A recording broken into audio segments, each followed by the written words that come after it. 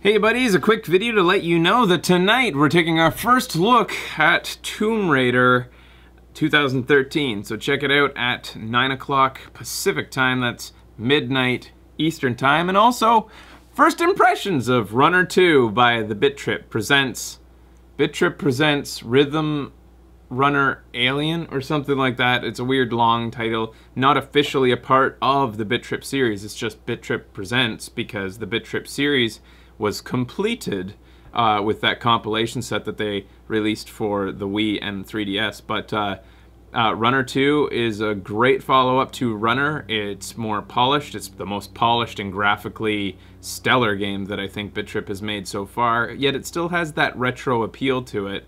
Especially, I suppose, the retro levels that we didn't get around to actually getting into on our live playthrough. We unluckily just didn't hit any, but they have pixelated stuff still in it.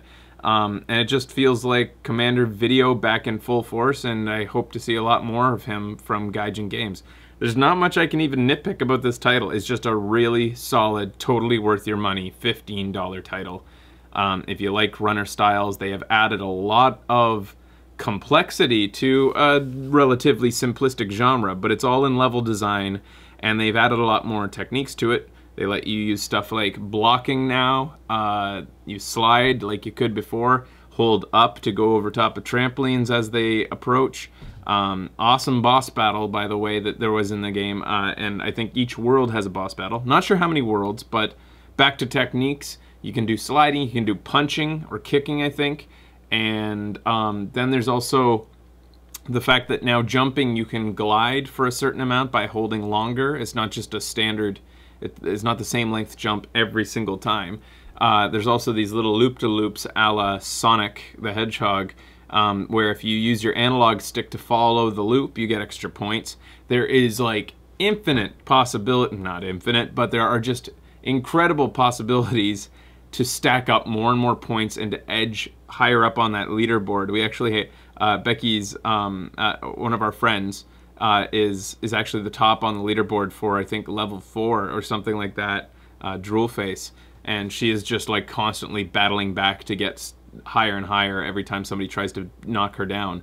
And you can keep on getting those points out of, like, pulling them out of the air because in World 2 they introduce dancing. So when Runner isn't doing anything at all, you can click the button to dance, and it's a non-interruptible dance. So once you've committed to that dance, you have to find the right spots to do it in, and I guess a lot of the challenge of padding your score with those dancing points is going to be finding those exact moments and the best timing in order to get them. Of course, you can collect as much gold as you can. You also have to figure out what the best path in the level is to get more points, because some are more challenging, some have more gold on them.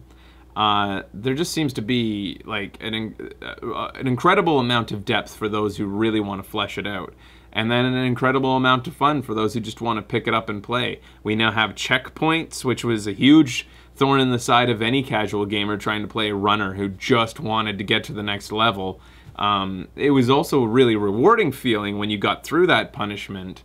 Of course, that's the whole point of these uber challenging games. But at the same time, sometimes you just wanted something fresh. And for the casual player, that's amazing. If you skip the checkpoints, and Uncle Pickle has to run after you, I think is what Uncle Dill has to run after you, you receive 50,000 points. So it's a huge incentive for those trying to climb the leaderboards to skip them. It's a great example of game design where it is as hard as you want to be.